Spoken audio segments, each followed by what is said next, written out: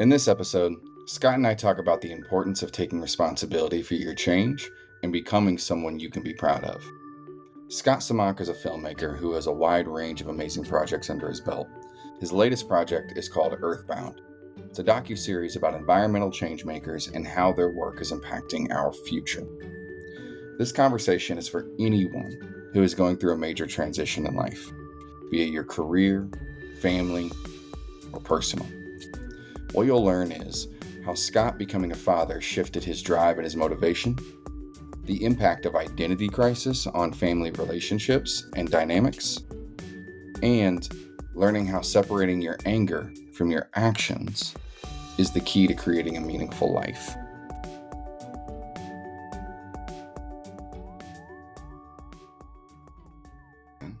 Well, first off, brother, thank you for hanging with me. Yeah. Yeah, so I'm super excited about this. I have a couple, as we were talking a little bit, leading up to this is just a conversation that we just happen to be recording. I don't do the whole like official thing. We'll do the intros and all that stuff later. This is just you and I chatting. Yeah.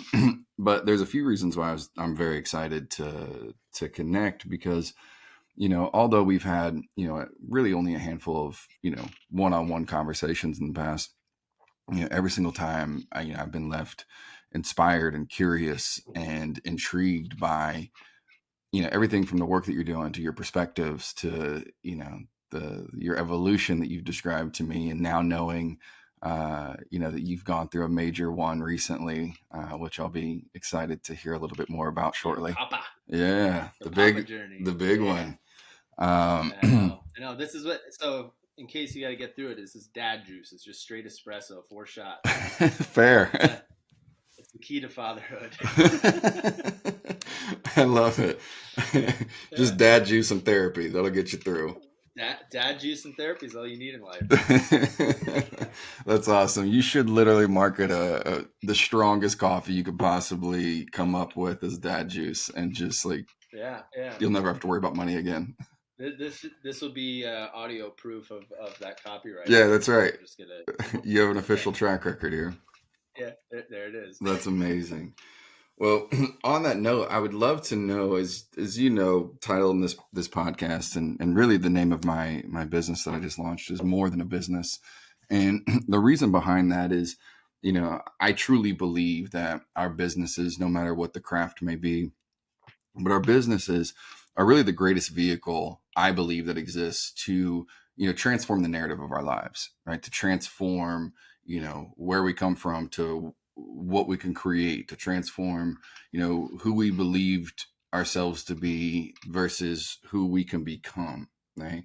And the reason why I say our businesses are the greatest vehicle, and this is with respect to not being a father myself yet, but the one thing that I do know for sure, though, is that your business, unlike anything else, is 100% always an unapologetic reflection of self, right? Because your business will never outgrow the person leading it, right? And unlike children, your business really, unlike children, where they're kind of a blank slate, right? And we can project ourselves onto them in many different ways. As much as they're individual, they're very impressionable.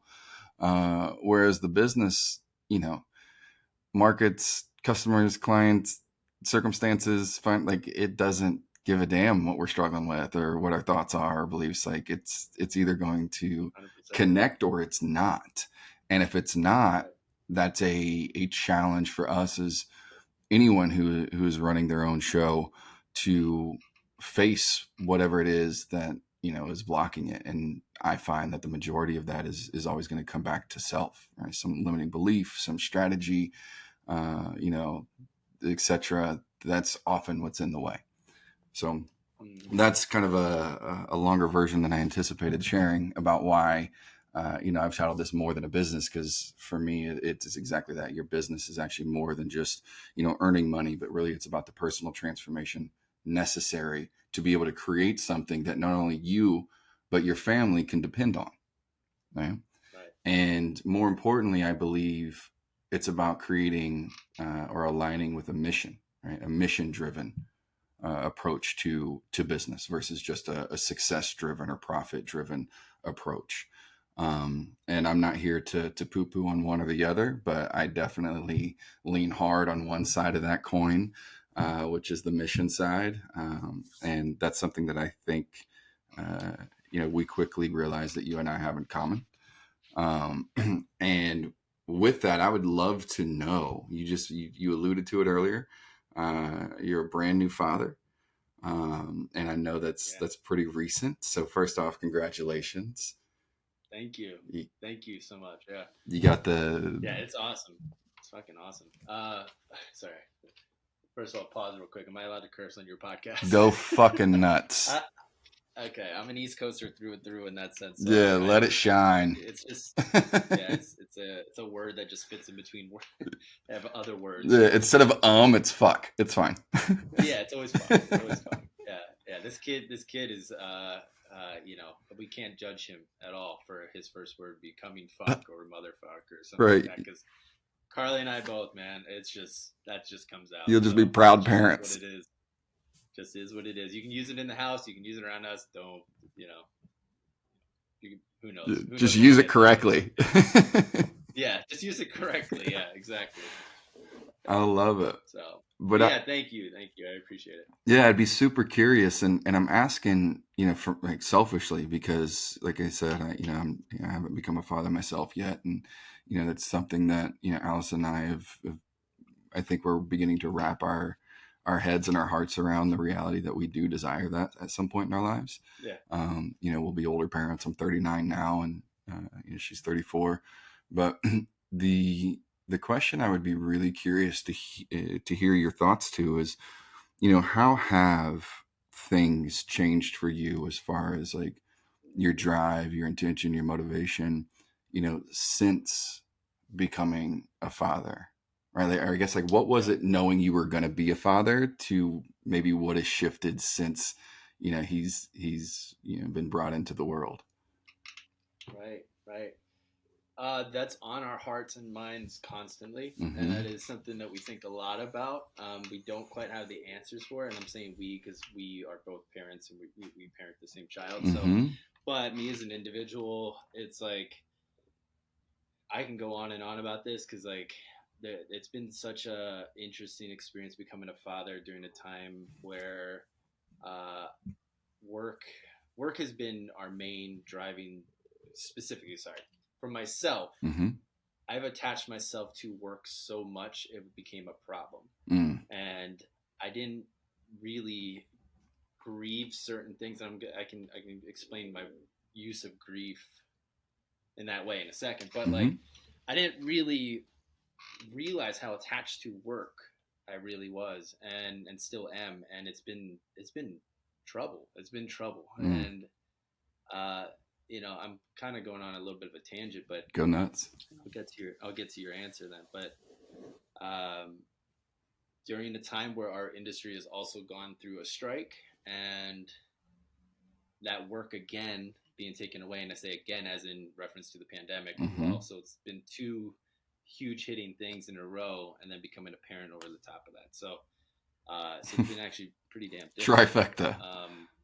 Yeah, it's been pretty hard, but it allows us to self-reflect, and it allows us to look at the things that are more valuable. And I can't tell me how many times I've broken down crying, just like coming to the realization of what's important in the moment. Like there's times like I remember our big hurricane that we had in July that we were supposed to have here in LA. It was like, and a kid was touching rain for the first time, and I was like, and I was just beating myself up at the time, and seeing him in the rain. Oh God, dude, that is like the most valuable moments when you can just put everything else aside and you just are so in the moment with your child. Yeah. And it is the coolest thing. And I'm honestly, I'm gonna go on I'm gonna keep going on a tangent. Don't stop. This is the gold. I can go into greater detail for sure, but just to be like on the briefer end of it, it's like I went back to grief, right? I wasn't before becoming a dad, I wish somebody would have told me about grieving our past life. Mm. And I thought I had it I thought I had it handled. Yeah. And it was similar to when, I mean, I'm gonna hit you with all the heavy shit. Come with it. It was like similar to when I lost my mom, Mm-hmm. like when my mom passed away, where I was like, oh yeah, I got this. Like, of course I got it, Mm-hmm. So losing more work, becoming a father, being afraid of not being able to take care of a kid, taking care of our bills, all that kind of stuff, right? Not working, not going out, traveling is a big part of my happiness, and being on sets and whatnot, and that kind of felt like it was being taken away, and I struggled pretty damn hard. And I think if somebody would have given me the advice to sit with a lot of that beforehand, just being like in gratitude, not being like, oh shit, life is gonna be different, I'm gonna be a dad and everything's lost. It's like, no, there's so much that is gonna be gained in your life. If somebody just told me that, you're gonna gain a lot in this moment. And just sit in gratitude of the things that you did have so far up until this point that kind of built the foundation for you to become a father. And just sit in gratitude of that, I think I would have saved myself months of beating myself up. So it's fascinating. It's fascinating. Becoming a father is one of the coolest things ever. So there's a few things here that I want to take as far as we can. One, I absolutely love what you're sharing, but I'm super curious. So when you say becoming a father, right? Yeah. What do you mean by that beyond just the physical reality that you and your wife have created a child, right? But when you say becoming a father, what does a father mean to you? That's a great question.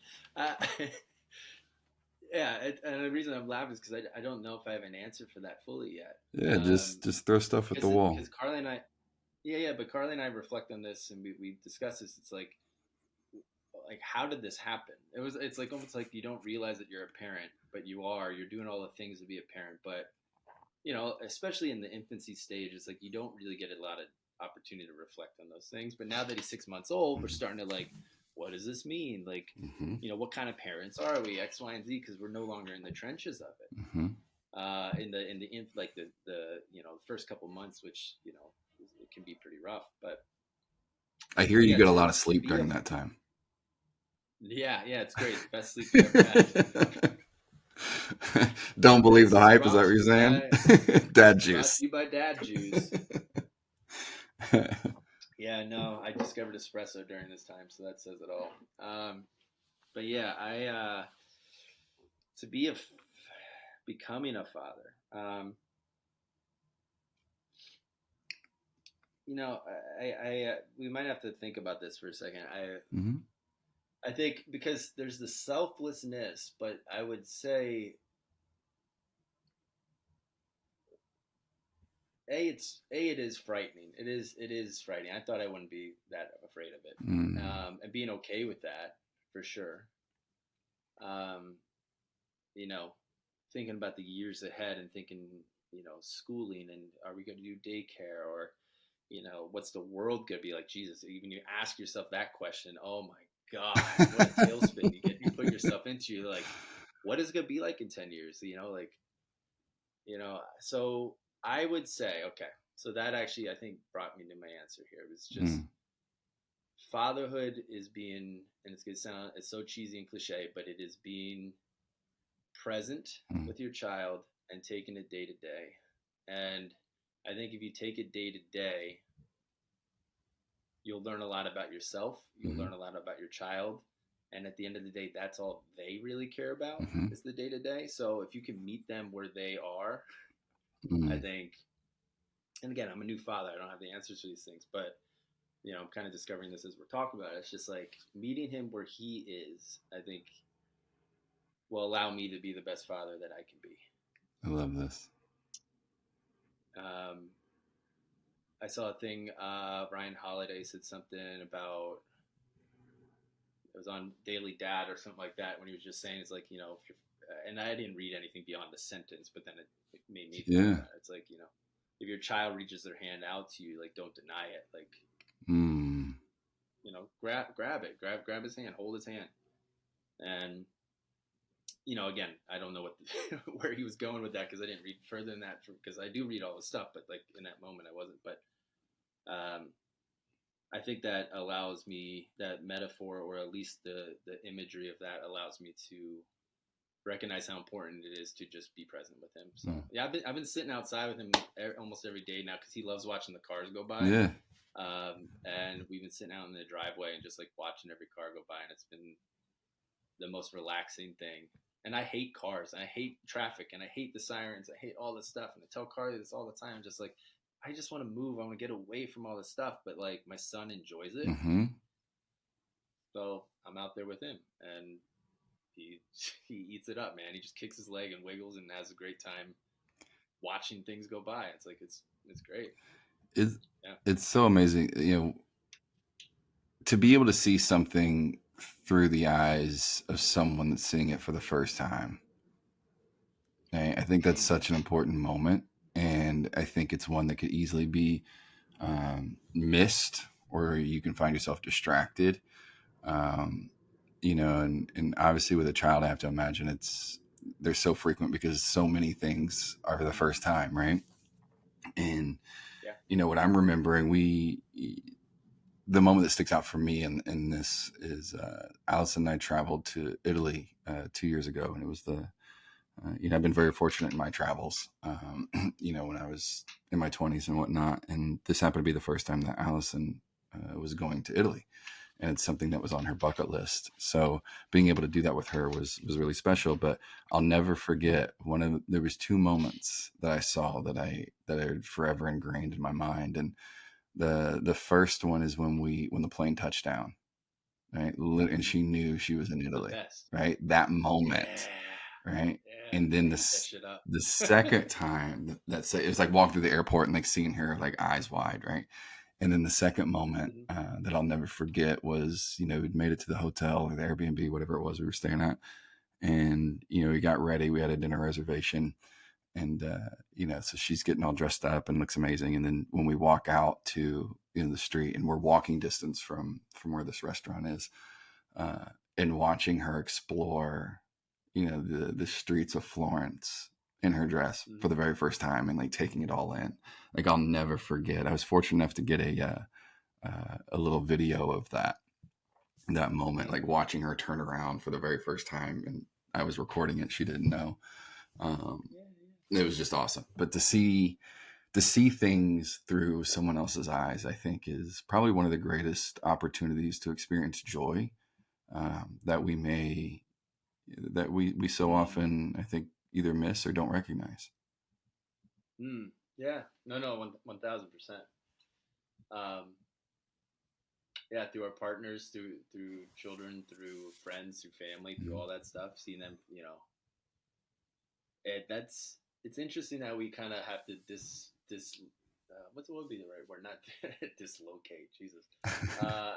It can work. We don't have... Yeah, I guess we'll say disengage. I don't know. Disengage from our own experience, because like, in those moments where you can take yourself out of it, and I don't know if it's a direct reference, but it's like, we watch television, we watch movies, and we try to get things, and it's always from another person's perspective. And it's like, why are we so attracted to that? You're seeing somebody else's perspective.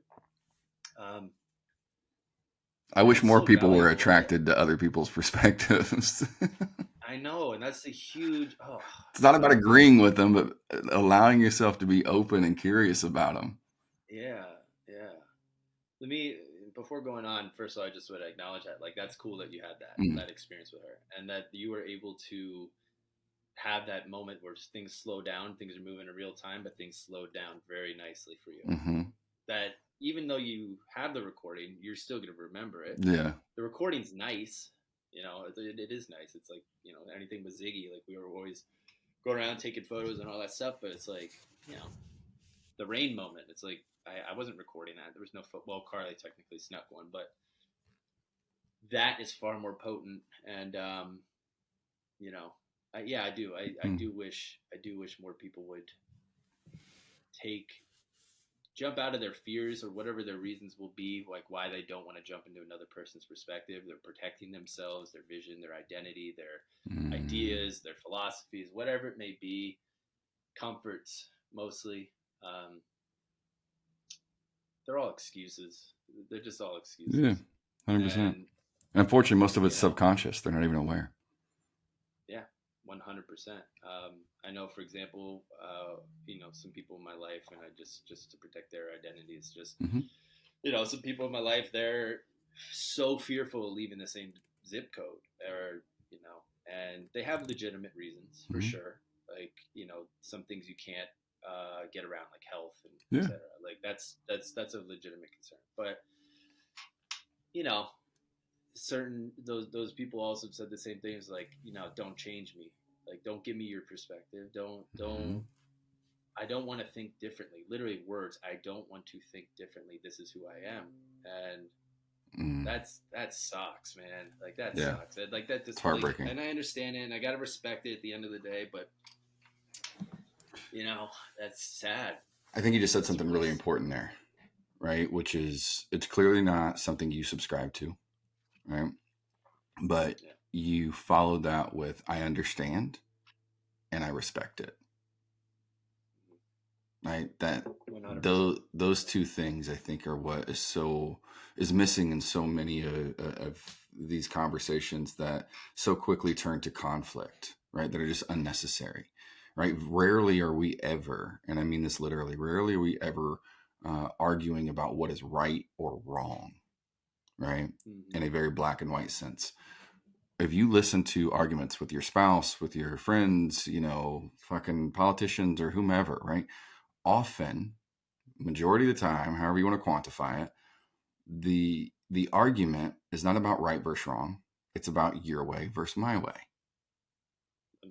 Right? Yep. And if people were to allow themselves to see that it's not about being right, but rather become more interested and curious about how to get it right, and what it right means is really whatever is the, what is the option, what is the strategy, what is the circumstance that will have the greatest benefit to the whole, not just the individual.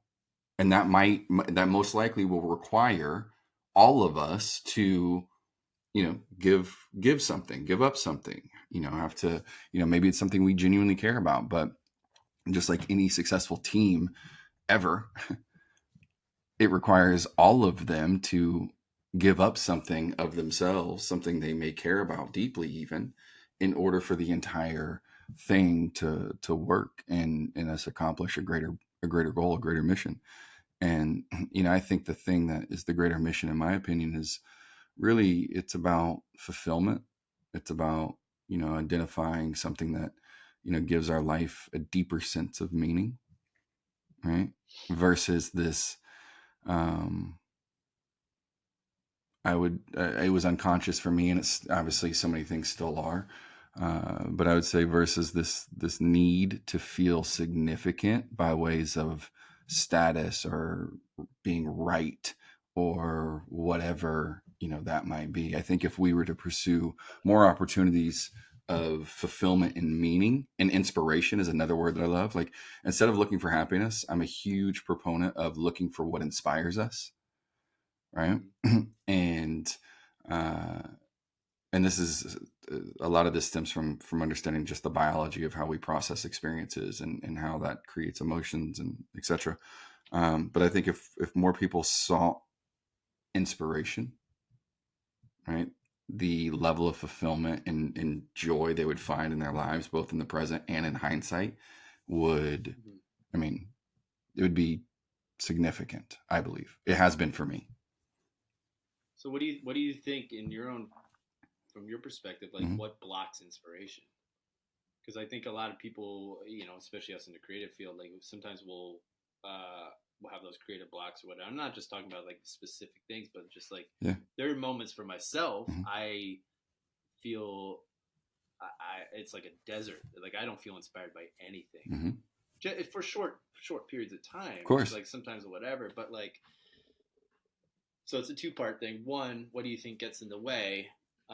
And two, how does social media relate to that? Because I think a lot of times we see our lives and other people, Yeah. right? And I have to shut down social media Mm-hmm. at least 3 times a year for like 2 to 3 week spans because I feel like all my inspiration is coming from other people's lives, and I feel sadder. I feel worse about myself. I feel X, Y, and Z. Mm-hmm. Have at I love this question. And it. what came up initially when you asked, what do I think gets in the way? I believe, so the very first word that came to me was fear, right? But to go even deeper than that, I think it's the fear of uncertainty. And I think you already touched on it. Inspiration will change you, Yeah. right? You can't be inspired and close minded at the same time, Yeah. right? It won't work. So I think what often scares people, and I see this all the time, being very fortunate to work in to have chosen a craft or to have been chosen by a craft in some ways, to help people through transformations, um, more specifically identity transformations, which I'll get to in a second, because we've been hitting that a few times, I think, Yeah. unintentionally.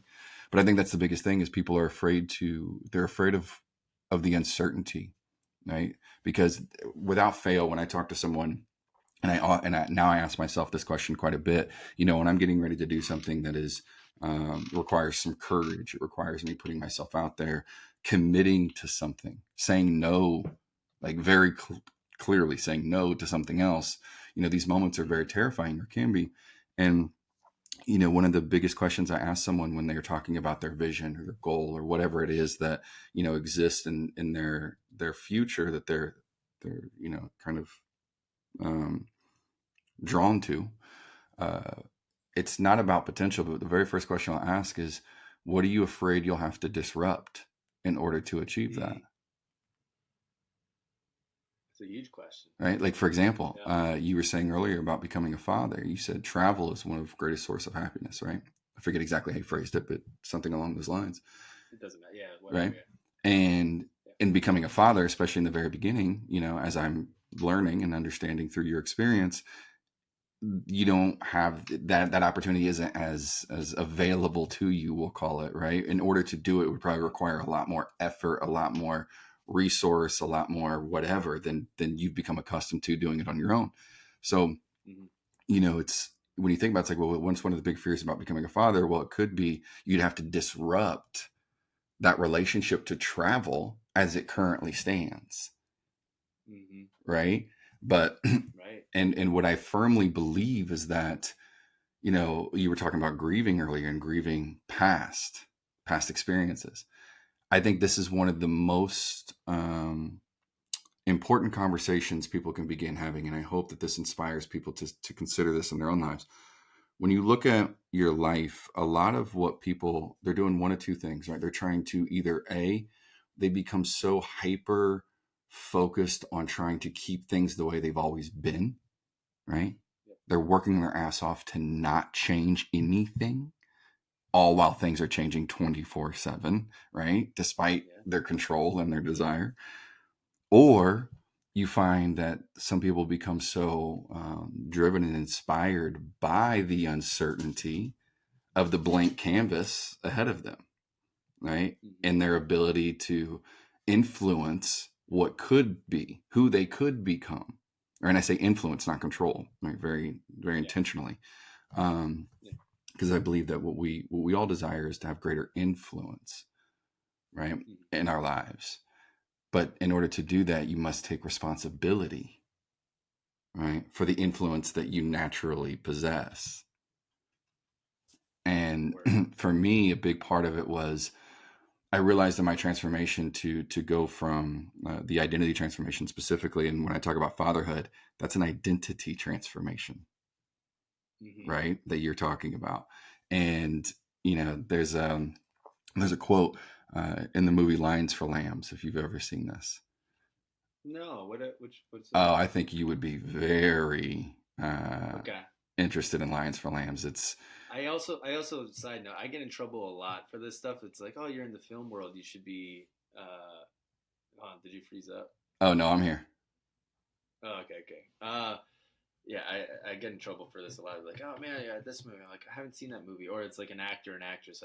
The other day I didn't know somebody, Well, and I just got shit well, on. So let me go ahead and I don't know even the this is playing field. I have never yeah. in my entire life seen a single second, and I do mean this literally, of Star Wars, of Okay. any of them, Yeah. of any of the fucking Lord of the Rings or the Harry Potters or any of the, and it's not that I shit on them. Like Okay. I've never seen a single Yeah. second of them, but I could tell you every single line of Bad Boys because I think it's the greatest cinematic thing ever Fantastic. created. Mostly because it taught me how to curse when I was young, Yeah. Here. so it'll forever hold Here. a place in my heart. Oh my God! Here, make a mental note of what we were talking about for a Yeah, second, because I just have to go down this road for a minute. yeah. Okay, my version of that is Sound of Music. I've never seen it. I know the deer, female deer, Mm-hmm. like jingle. I'm gonna call it a jingle, and everybody just shuddered. That loves Sound of Music. I hate me for saying it's a jingle. But no, I do that a lot, and Bad Boys. I'm so happy you said Bad Boys, because most people are not going to say that. And you like it, and you don't care if it's Lord of the Rings or if it's, let's go down to a deeper road, Scorsese and all these people. Yeah. Oh, dude, I can talk about this all day. Like, there's brilliant movies like Terrence Malick, Scorsese. Yeah. There's all these masterpieces, right? My favorite movie is a movie called About Time, and it is with Rachel McAdams, and it is a rom-com, and it is amazing. I love it. It is. Have you seen it? I have not, but I love this for Please you. go watch it. Please go watch it. Oh God, man, it ruined me. It ruined me when I saw it. But most people won't. They'll be, oh, you got to like Shawshank Redemption. I was like, yeah, that was my favorite for forever, and Yeah. I have reasons for that. But like, those are great. There's reasons why these people are masters in their craft and like whatever. But like, what makes you feel the best is all that matters. Oh, 100%. And just enjoy it. Like, oh God, I love that movie, man. You gotta watch it. I'm Yeah. excited for you. You gotta text me. You gotta text me when you watch it. I'm sure. See if you like it. It's cheesy. It's about time travel, and it has Rachel McAdams and Domhnall Gleeson and Bill. I can't say his last name. I should know, but Bill Nighy. Is that how you say it? I don't know. But oh, dude, the father-son relationship angle in that is just wonderful. Massive point right there. And by the way, I don't think I'm going to have any trouble selling Allison on watching a rom-com. So that's probably got a very high likelihood of. Oh my God, you guys got to see it. You're gonna cry. You're gonna cry. Oh, dude, I cry. By the way, I cry watching so many things. Like if we watch what is it, America's Got Talent? Like if someone hits the gold buzzer, I'm in. It's fucking tears, guaranteed. Yeah. Okay, so you and Allison need to take a selfie when you watch this movie, and like. I don't want. Okay, now I'm doing the thing I hate too, though. I hate when people hype something and then it's like it goes all the way up here, and then they're like, yeah, it was fun. But why can't it be all the way up there for you, even if it's not for them? It is all the way up. It is all the way up there for me, and it's like God, again, go just to reflect. Go back to the original thought if you can. Just mine. I'm taking notes. We're good. Okay, I just don't want to disrupt you. No. But. It when I get amped about stuff, I have to keep going, and the espresso's kicking. Yeah, I mean, I love my course that I've taken with films and music, and I was such a snob, and I was like, I only like this thing, and I only, how many accolades does this thing have? So therefore I like it, that kind of shit, and like people just sit in circles and they just shit on something, and God, I had a conversation with buddy Andrew Garrity. Shout out to him, I guess. But we'll tag him in the notes. We're all around all these like snobbish like conversations about like films and stuff. And he's like, favorite movie? He talks with this cadence. So, favorite movie? He's like, Forgetting Sarah Marshall. It's a great movie. It's a great movie. And it like shocked people. We're like, oh my God, like really? Like that shit? He's like, yeah, it makes me feel good. It's funny. Like. Right. But isn't that what it is, right? Yeah. That's what it's all about, yeah. Right? And I'm gonna say it again, like don't ever come off the 10, because it's something you love. I let like how many people have told me like I'm a fucking idiot or whatever because Bad Boys is my favorite movie. They're like, oh, I'm like I don't give a shit. This is my favorite movie of all time. There's not a damn thing you can do to change it. I'll watch it right now. But I think it's going back to even the identity piece, but before I do that, the reason why I brought up Lions for Lambs, right? We were talking about identity Yes, there we transformation. go. Lance Yep. for Lance. Boom. So Sir. there, it's a Robert Redford movie. The cast is stunning, but it's him and I think it's Andrew Garfield. And I'm not a movie person at all, but this movie really sticks out to me. Tom Cruise, Meryl Streep, Derek Luke. It's fucking Oh God. Michael Pena. Yeah. Like it's this just for the fucking. It's like watching an all-star game if you're a sports person. Right? It's 100%. but Robert Redford plays it's multiple perspectives of the war in Iraq at the time. It's very like present moment, and it's an older movie now, but it was the war in Iraq that it was building around, and it was multiple different perspectives. Right, so Meryl Streep is a journalist. Tom Cruise is a general or politician, like was valedictorian at West Point, like the very like ivory tower intellectual type, but never saw combat. Then you have Robert Redford, who is a college professor, who is a veteran of, I believe, the Vietnam War, if I'm not mistaken. If so, forgive me. Okay. And Derek Luke, Michael Pena play characters that go to fight the war because of the mission they believe in, and it stems from they're in Robert Redford's class, and it's a project that he presented to the class, and it inspired them to actually go enlist. And then this moment that I'm referring to, the reason why I brought this up is this conversation that Robert Redford is having with Andrew Garfield's character. And Andrew Garfield plays this like, my words would be almost like this pompous, very high level educated, like freshman or sophomore in his class that's like challenging everything that Robert Redford's talking about, right? But he's challenging it from this position of like a young kid that doesn't really, he has the knowledge, but he doesn't have the understanding, right? And Robert Redford is sitting there with the wise man. He's like, I'm going to tell you exactly what it's like because I've been there, right?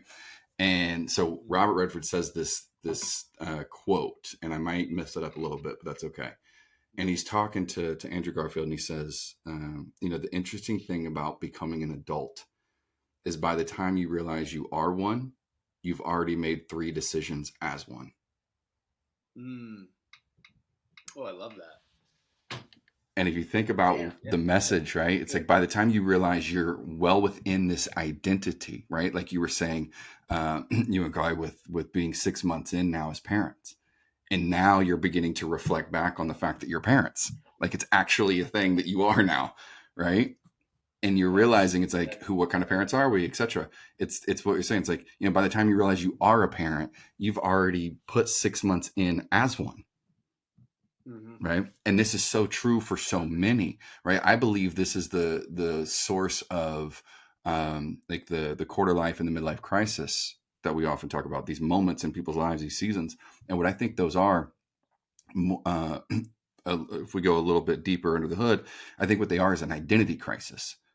And more importantly, I think what it is, it's you enter this phase of crisis, not because you're broken, not because you're wrong or whatever, but when you, like, I believe it's when the former identity's shelf life has come to pass, but you haven't yet evolved into the next level of whatever stage of life you're in, right? If you think about this with empty nesters, you hear it all the time. Like when the kids leave the house, the parents can go through an identity crisis, right?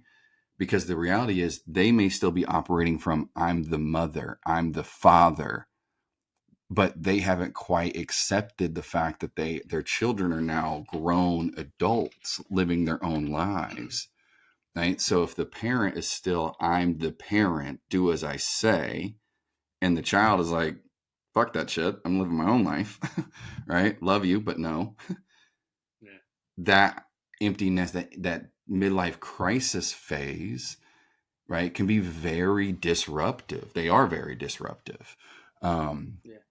And I just think really what we're talking about, anytime we're talking about transformation, this is why goals and resolutions, it's the beginning of the year right now for anyone that's listening. Resolutions are a hot topic naturally in the beginning of every year. And if you think about what a resolution really is, it's a goal, right? It's just some milestone someone wants to achieve, some arbitrary checkpoint they want to reach, whatever it is. But if you think about what goals or resolutions are, they're external motivations, right? They're external things.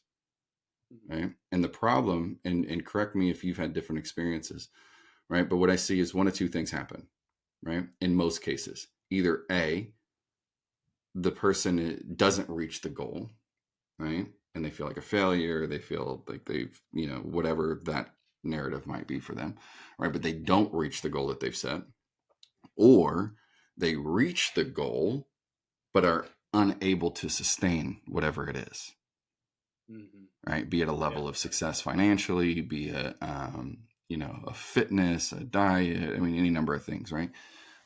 And what I believe is happening, it's less about the person's abilities, it has a lot more to do with their identities, Mm. right? And it Yeah, I stems, can see that connection. and I'll say this last thing and turn it over because I'm curious to know what you're thinking. So really, this aha moment came for me when I was listening to a TED talk. It was a gentleman named Peter Sage, and he does a lot of work with psychology and sociology and neurobiology and this kind of stuff. And he teaches a lot of personal development for entrepreneurs. So he's in my lane, Mm-hmm.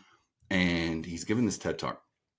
And he says this thing that stopped me dead in my tracks. I'm literally in the kitchen cooking, and just trying to wisen myself, if you will. And he says,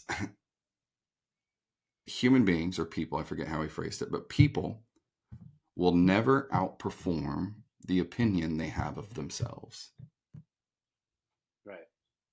Right? 1000%. And if you think about it, that's exactly what you were referring to earlier when you said there's people that right, that are committed to not changing their thoughts, their ways of thinking, because they don't want to change, because this is who I am, right? Mm-hmm.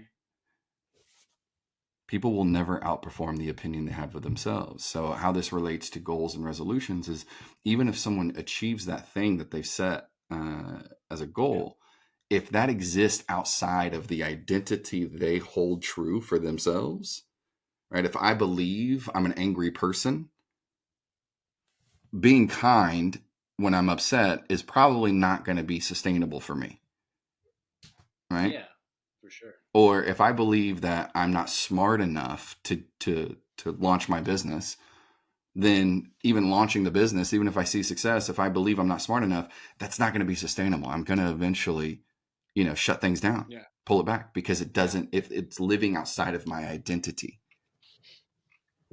right? Mm. And I think you That's see this a lot interesting. with parents, right? When people become parents, if they have not yet stepped into or started to ask themselves, what does becoming a father mean to me? What does becoming a wife, or I'm sorry, a mother? But I was thinking it also is true for relationships, going from, the identity of someone who's dating a girlfriend, a boyfriend, to the identity of a husband and a wife. You could be in the same person, same relationship. Those are Mm-hmm. very different identities. Yeah. Right. Right. Right. And I think a lot of the struggles that people have in their relationships and in their family dynamics is you have an old identity trying to hold the responsibilities of the new reality. Mm. Are you a coach who has been struggling to do everything yourself? I mean, all of the content, the emails, the marketing, not to mention every time you open your phone, there's a new social media strategy that someone is pitching that just makes you feel like you'll never be able to keep up. When all you really care about is helping people in a meaningful way while building the kind of coaching business your family can depend on. I'm Matthew Paetz, the founder of Momentum, a growth agency that specializes in helping coaches just like you break through your first 100K. If you're a coach who is tired of trying to figure it all out themselves and you just want to build a business that works, then I'm going to encourage you to click the link in our show notes to take your 100K coaching assessment to find out if you're ready to unlock your six-figure potential today. Yeah. 100%. And that's definitely stuff that I think is imprinted in our subconscious, and just things that we've created over time, or other things have created and made an influence on that. And that's the hardest thing, right? Is to try to release the subconscious in some kind of way, and make room for new things, new ideas, new whatever. You know, you said a lot of really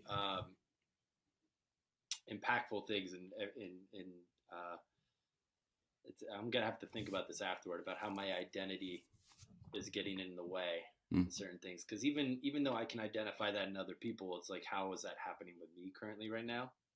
That's something I'm going to reflect on actually after. So I appreciate you sharing that Absolutely. thought. Well, let me encourage you with this while you're on that note.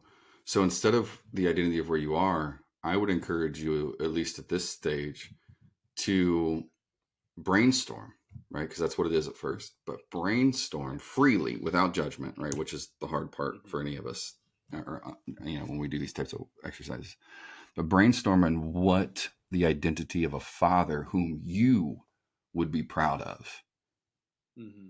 What's that identity? What are those characteristics?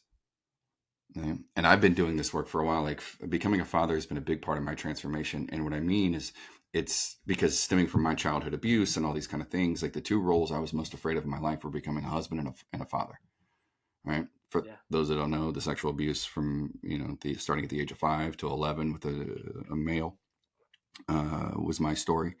And then my relationship to my father has not been one that, I would want to have with my child. And I don't say that to talk shit or paint my father in a bad light. I think he's a phenomenal man that, the only difference between he and I, quite frankly, is whether it was circumstantial, whether it was generational, whatever it was. I think the only difference between his struggles and mine, because they were very similar, was he avoided work and confronting them head on, whereas I leaned into them, right, by way of circumstance, because I was making decisions that nearly ended my life. So I had no choice if I wanted to move forward. So that's the only difference between he and I. But I say this because in my world, my two biggest fears were becoming a husband and a father, because those are two identities, two roles that for the longest time, subconsciously, I had decided I would not be able to survive. And I don't mean that metaphorically. I mean literally, because I had made a commitment to myself that I would not become the version of the experiences I had as a child. And I told myself, this came out in one of my psychedelic journeys, therapy, not casual,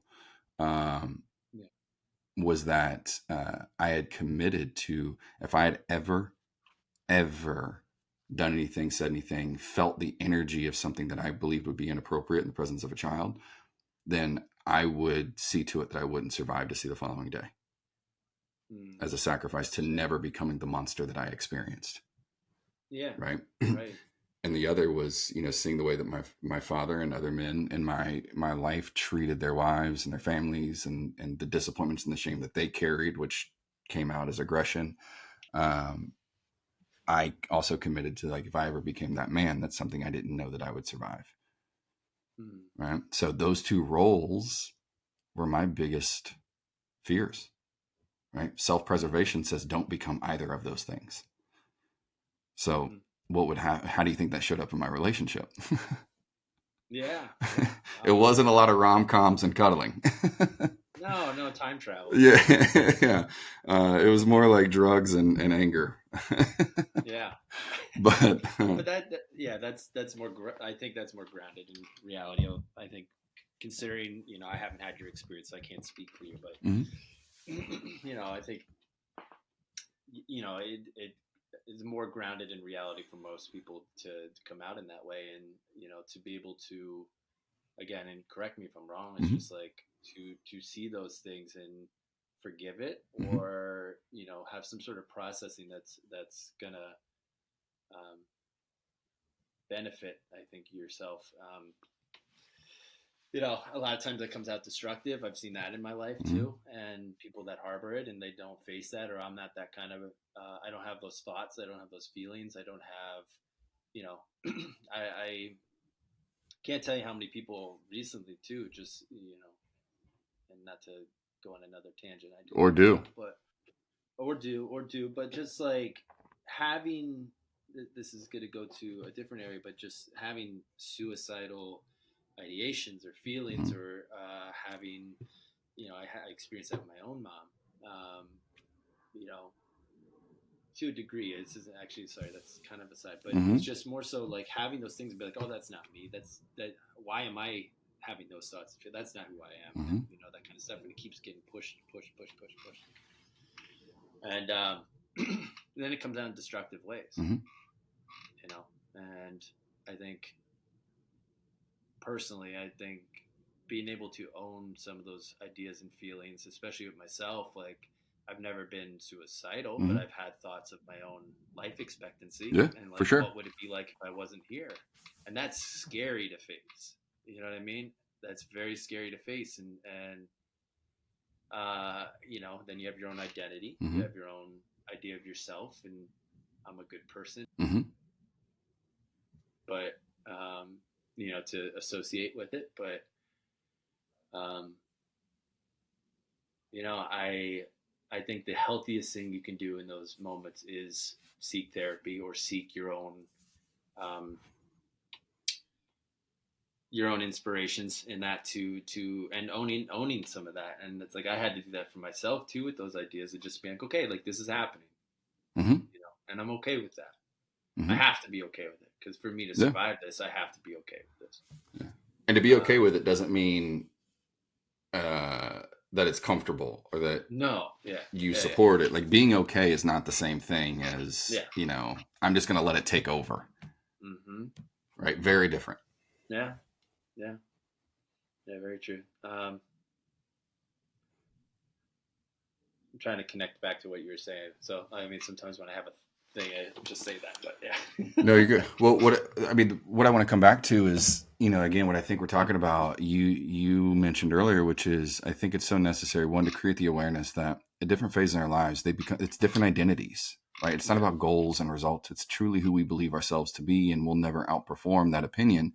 So, but the beautiful part is that opinion is it can evolve, right? It can grow. And if you look at life, and I mean literally anything with life in it, right? And I don't mean that, you know, spiritually, metaphorically. I mean literally, if it's got life in it, a tree, an ant, a human, whatever the fuck. Yeah. Well, if it has life, it will do two things, guaranteed, without fail. Right? It is hardwired to do two things: grow and add value to other life around it. Mm-hmm. In one way or another, whether it's a One food way or chain, another. Yeah, exactly. Yep. whether it's, you know, these bugs are, you know, they hatch at this time, which sends a fucking ripple over into the continent. Like, if you really get into that shit, it's wild how connected everything is. Yeah. Right? It's absolutely insane. But it's true. If it has life in it, life force, call it, it will do two things naturally. It will grow. I mean, look at your son today versus when he was born. Mm-hmm. Whether you want it to or not, he's growing. Yeah. Right? Because that's what life does. Which, as a parent, is a trip, man. Oh, like, I can't imagine. We have that thought, and Carly's been saying lately, she's like, yeah, my baby's not a baby anymore. I'm like, I mean, he is. He's literally a baby. Right. But like, you know, but I get it. You're like, wait, we have a baby? Yeah, we're about to move him into another room. And we're like, wait, like, this is weird. This is weird, mm-hmm. You know? But anyway, go ahead, keep going. But I think the important thing is when we try to stifle that growth, i.e. the identities, right? The way things are, the depression that we experience, the feeling of being repressed, it comes out often as destructive, right? Whether that's destructive behaviors with alcohol, drugs, food, sex, all the above, or, you know, our behaviors towards one another are very aggressive and destructive, right? A lot of that, no one in life I've ever met, and I mean this myself included, I've never met someone who was genuinely inspired by the work they're doing, who is genuinely connected and is in gratitude for the love and the relationships they have, and is also hell-bent on fucking hurting other people in some way, shape, or form. I've never seen those two things exist in the same space. Yeah. Right? Yeah. So, yeah. Go ahead. No, I was just going to say, well, no, I want you to finish your thought first, because I have some feels about certain things of that, but I agree with you 100%.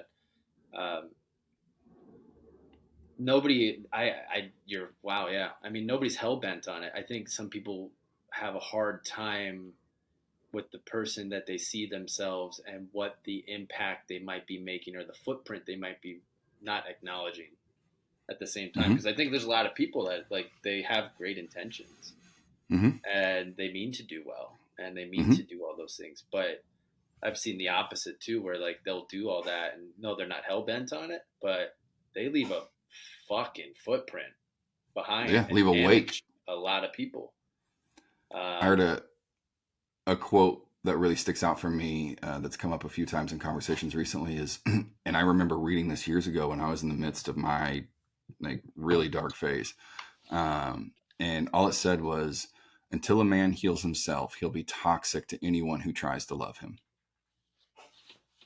And it hit because that's exactly what I was. Yeah. Right. Yeah. I was operating from this place of shame, this belief that I wasn't good enough, smart enough, whatever, all the things enough to be the man that I knew I was deep down. Right. But my life was not a reflection of what I knew I could be.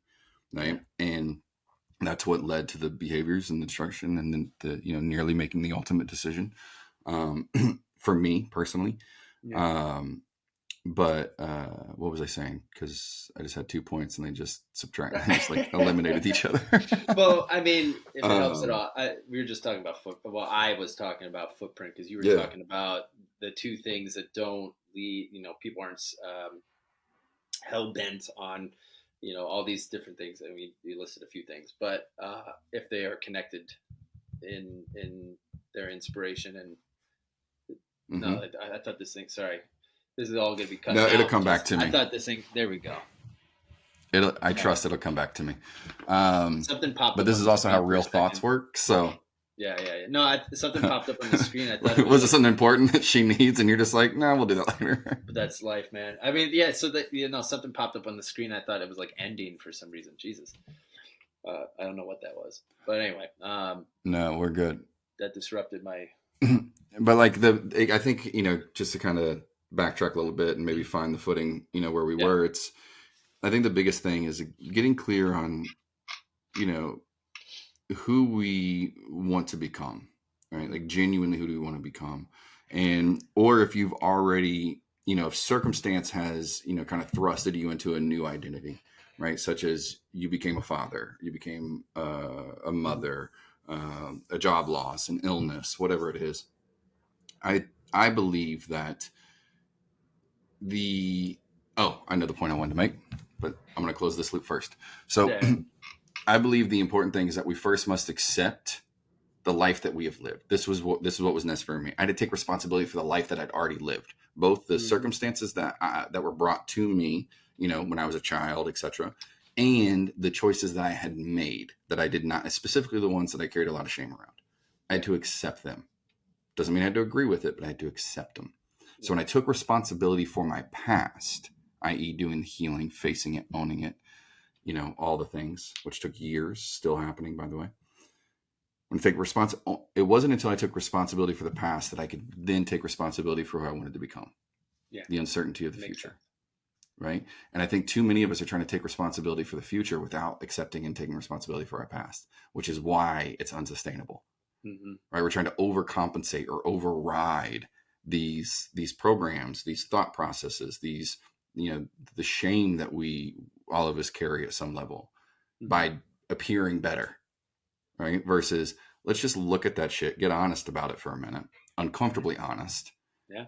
And then find safe support. Like you were saying, you can't do this alone. Finding a safe space to be able to share, feel seen, feel understood without judgment and criticism so that you can begin to unpack and explore and become okay with that yourself. Doesn't mean you agree, right?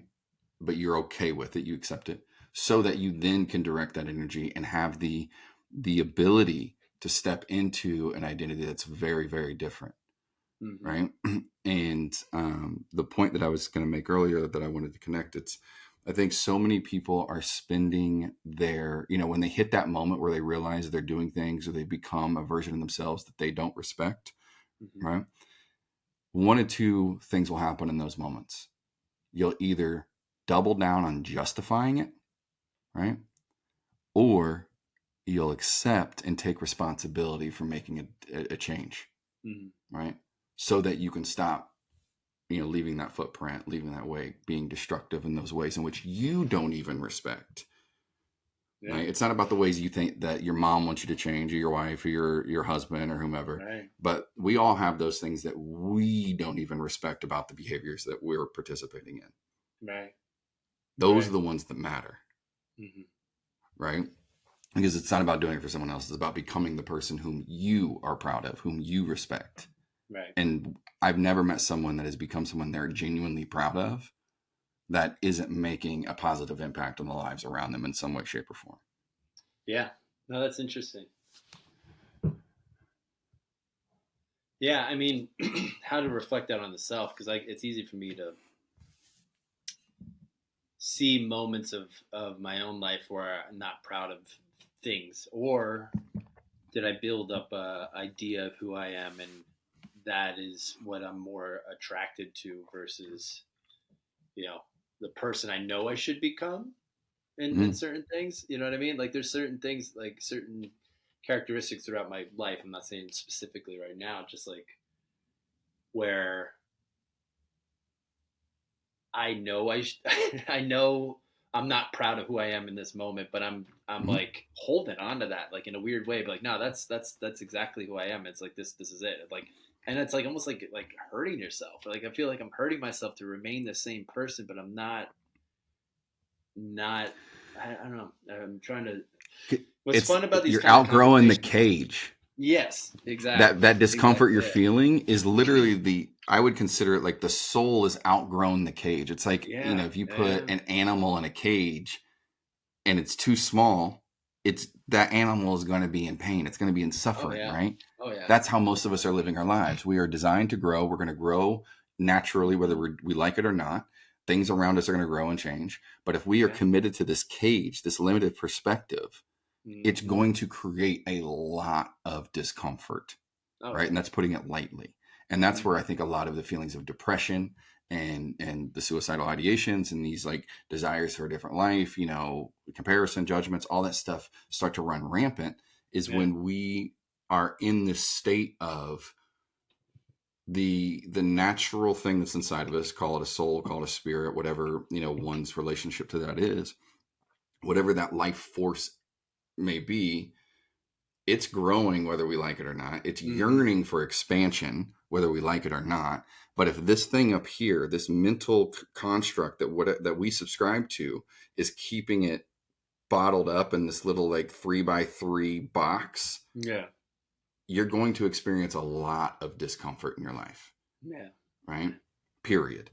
And something for me, like when I was in that place again, my anger is how it came out often in the beginning of my relationship with Allison. It was very, very, like I was very aggressive at times verbally, and I never became physical, but I Yeah. was all but, right. And I say Yeah. that openly because I think it's important to be transparent. Of course. But I remember, like, Allison was the one that taught me this. When it came to my anger, she'd always say, like, you're whatever it was that I was upset by at the time. She's like, your anger is justified. Like, it makes complete sense why you're angry. I get it. If I were you, I would probably be angry as well, even if it was her that had upset me in some way. Yeah.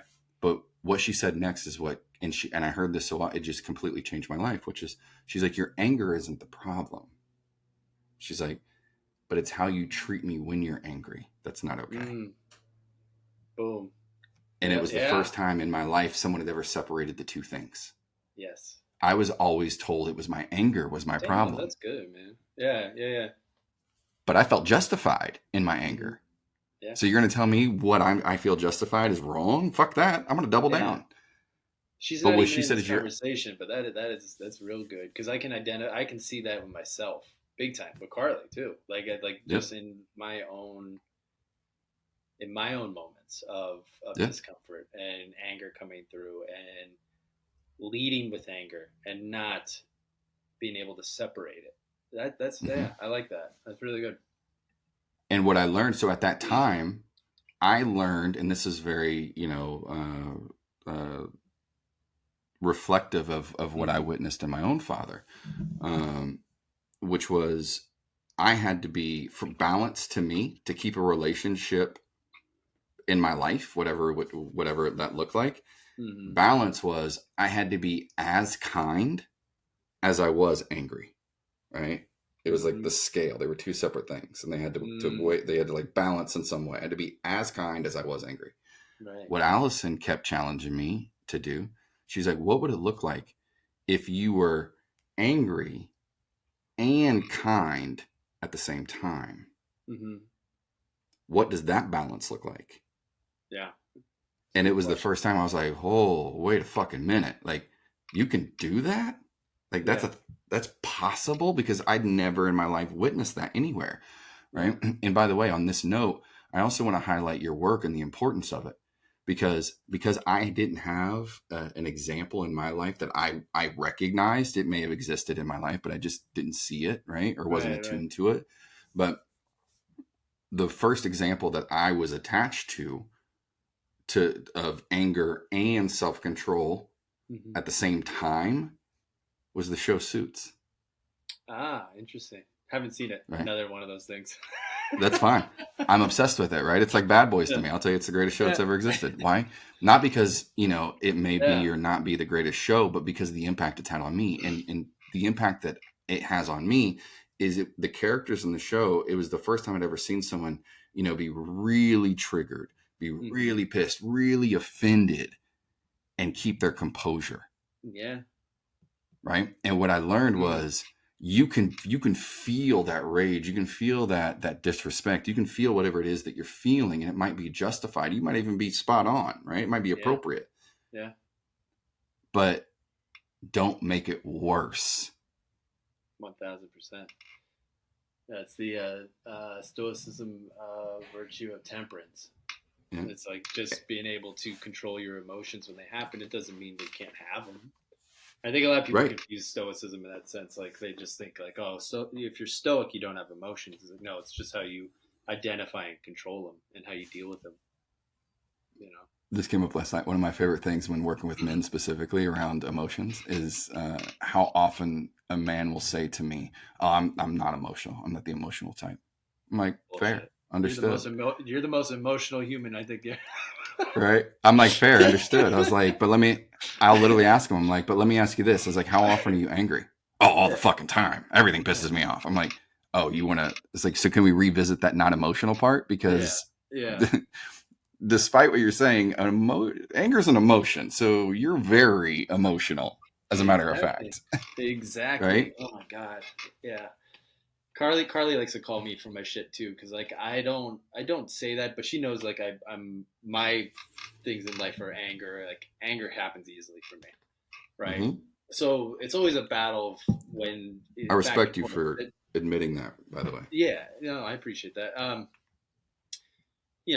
All life experiences leading to that point, right? And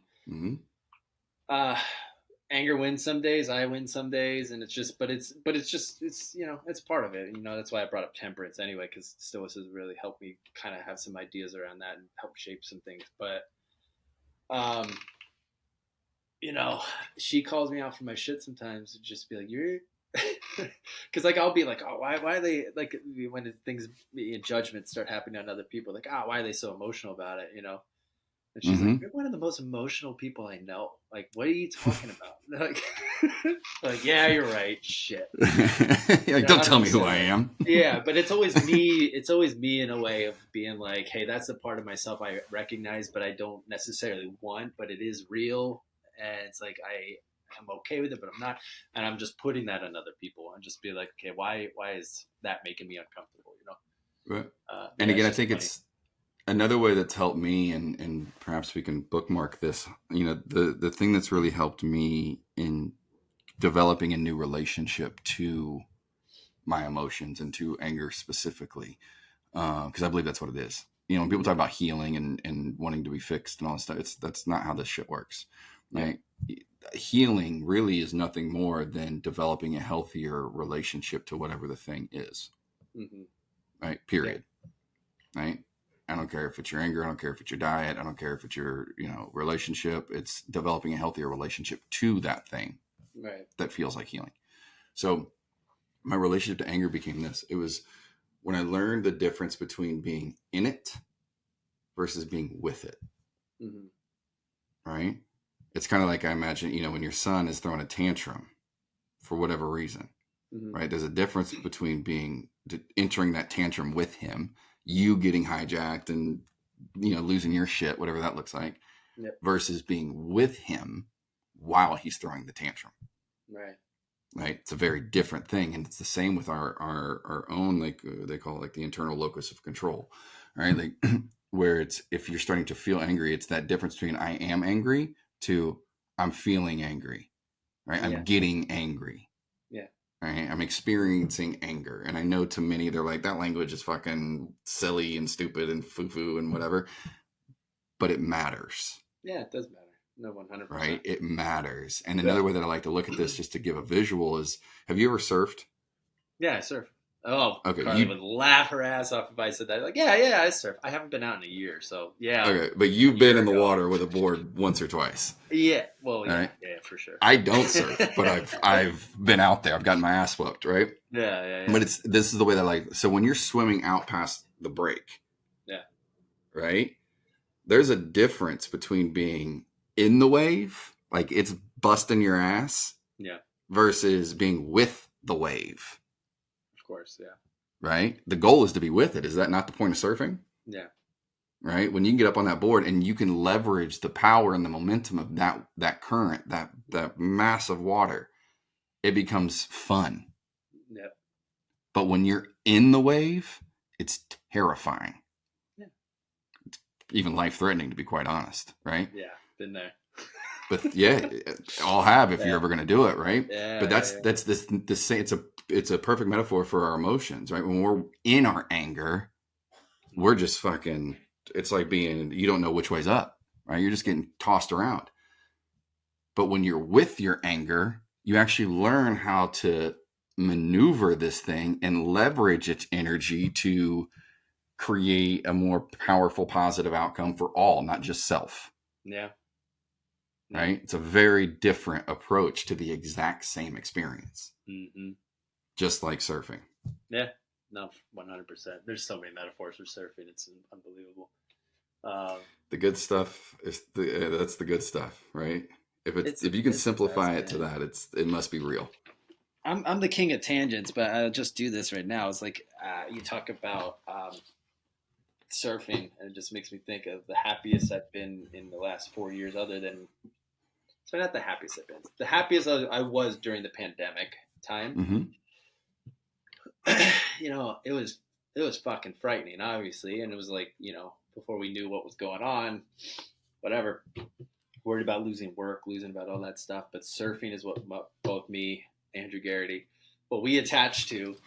He's one of my best friends. I love it. His name a lot. But we went out surfing like 3 days a week.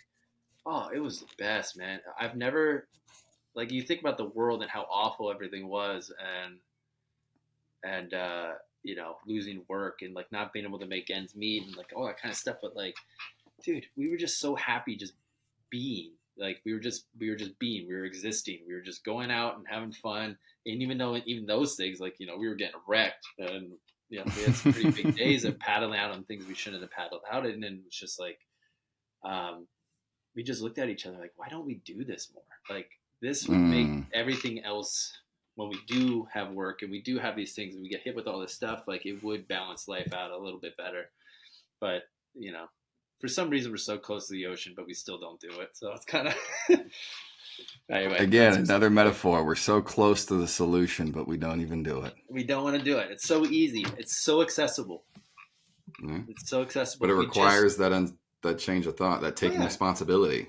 Yeah. Well, that's exactly why I haven't been out for a year, though. I mean, there's real reasons, like Carly's pregnancy, having a kid, all these things are kind of like led to, me making reasons why I couldn't go. But, some legitimate, some maybe not. But yeah, it is that we are closer to solutions than we really think we are. And I think that should be comforting. And it comes around to sort of my mantra right now. And Carly, I brought it up to her the other day. She's like, that's kind of a negative connotation. Not of how I use it, but where we are currently with having a kid, coming back out of a strike, all that stuff. I'm just kind of like fuck around and find out. Like that's my.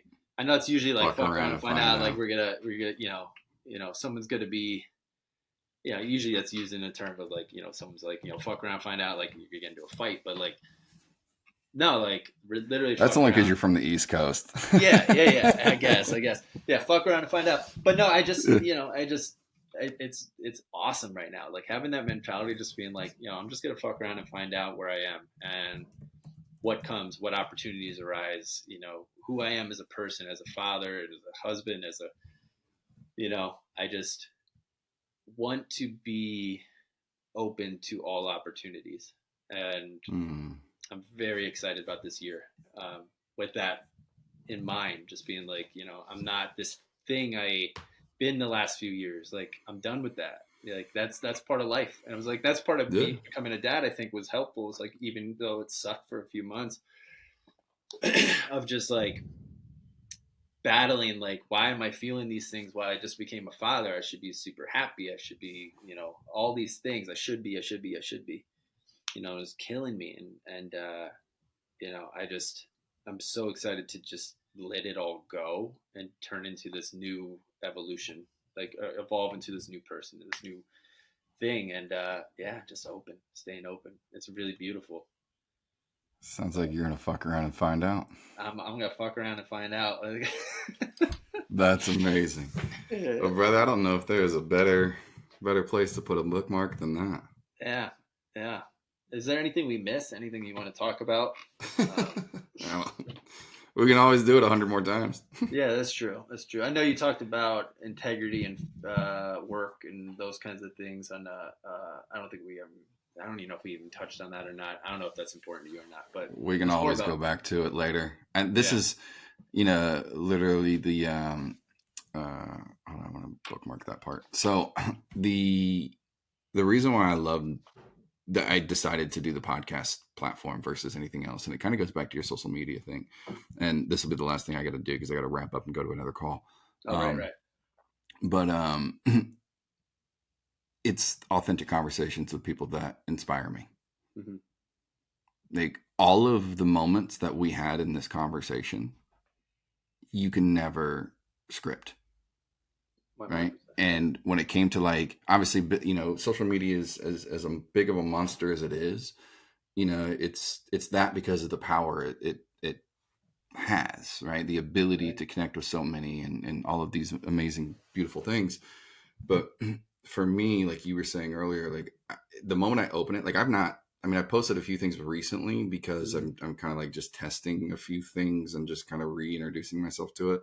But the reality is from here on out, like I've hired a team. Like I'm not fucking touching it. Like I have no interest whatsoever in being on social media. Not because I am just like anti-social media and I'm like, fuck that. Like the what it does for me energetically, I do not like. Same. Right. I do. It sucks life out of me instead of giving life to me. But what I'm a firm believer in, and this is really the whole premise of the offer of my new program that I've just launched, the beta version at least. The main premise was that, I believe in, that your business gets to live online, not you. Mm-hmm. Right. So the marketing strategies that I've, identified that are, the most effective for me and people that have similar relationships to social media. It's all about that. Your business gets to live online, but not you. Like this 1.5 hour conversation that we've had, it's recorded. The 15, 22, 38 things that can come out of it, edit it, snip, bullet point, whatever, that gets to be social media's stuff. Yeah. Right. I'm not touching it. I have an editor doing it. I have a team that's posting. That's just my plan. Yeah. Right. What I get to do is spend my time in conversations with people like you. And we get to riff and go down fucking rabbit holes and, do all these things. And, we'll pluck the gold out of the conversation. And then the whole thing gets to live on a platform if someone ever wants to just listen to a conversation. Yeah. I don't need the podcast to be successful. I don't fucking care. That's the best, man. It gives me the ability to do this. That is the best place that you or anybody can be in, is not caring about the result. And obviously to some degree you have to, for certain things, but like, you got to know where you're headed. I don't want to be so loose with it, but to be in a place of just enjoying the process and being exactly where you are, and sitting here, we could sit and do this for 3 hours. We could do this for 5 hours. Like, we can keep going and going. Especially and with your going. espresso. Yeah, especially. Well, I would have to go and get more, and that whole thing. But like, I'm thinking about that a lot myself lately too. Is like, what is something that I can just continuously do, and getting paid or not, and and then still it is stuff that I do. It's like photography. If the career stuff got pulled away from me tomorrow, I'd still do it. I'd still take pictures. I'd still enjoy everything. Mm-hmm.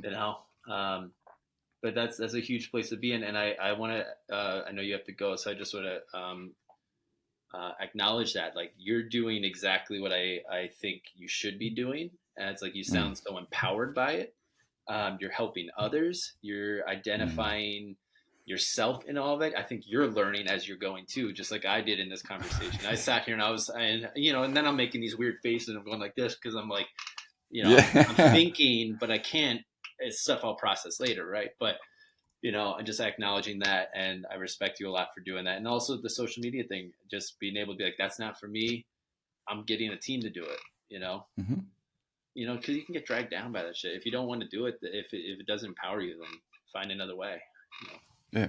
It doesn't mean we have to completely, shit on the platforms of the strategy. And this goes for anything. We're just talking about social media at the moment. Like, you hear people say, find your zone of genius and all that stuff. And when you really start to lean in, you start to understand what that means a little more. It's like when we always say like things are cheesy, usually the cheesy things are actually wisdom, but it's only cheesy until you experience something that connects you to what that actually means. Yeah, it's a great bridge. Absolutely. I think when we say cheesy, we're just afraid of how people are going to look at us. Like when I said about time, like, oh yeah, it's cheesy. It's like, yeah, it's cheesy.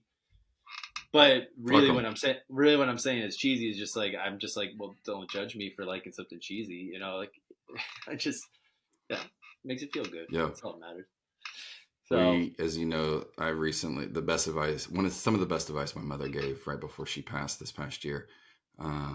We were talking about the fear of judgment and how she lived her life smaller than she wanted because she feared the opinion of others, and it was a very real conversation. And when she found out she had cancer 4 years prior to her actually passing, she started to live. Like, her diagnosis, actually, she began to live, and which translated to her living much longer than every doctor predicted, by the way. But that's a whole nother conversation. We can go on and on and on about that, because like, if I continue, but yeah. So literally within the final, it happened. In hindsight, it became the final days of her life. Her and I were talking, and we were talking about this thing specifically. And I was asking, like, looking back on it now from where you are, it's like, what do you want me to hear? What do you want me to know? Mm-hmm. And she literally said, "Fuck them." Like, that was her advice. That's my kind of person, man. That's awesome. Like, she was like, when it was about the opinion of him, I was like, what's the one thing that, if I could carry a baton forward, like, what is, how do you wish for me and anyone, but it happened to be me in the conversation. I was like, how do you wish me to live my life moving forward? She's like, she'd always call me Maddie. She's like, Maddie, fuck him. Yeah. And I was like, Mom said so. Hey, it's Mama's words. Mama's words. Right? Like, those are law. So I love that. Good job, Mama. So fuck them. Yeah, fuck them.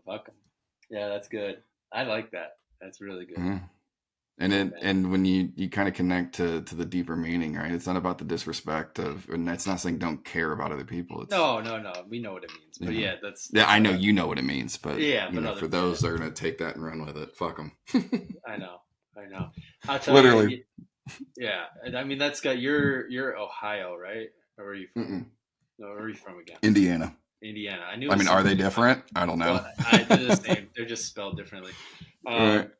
But no, Indiana. But I mean, Midwest has its own thing, but also East Coast. It's just like you use that kind of language. It doesn't mean actually like anything negative. It just I don't know. It's a release. That's all it is.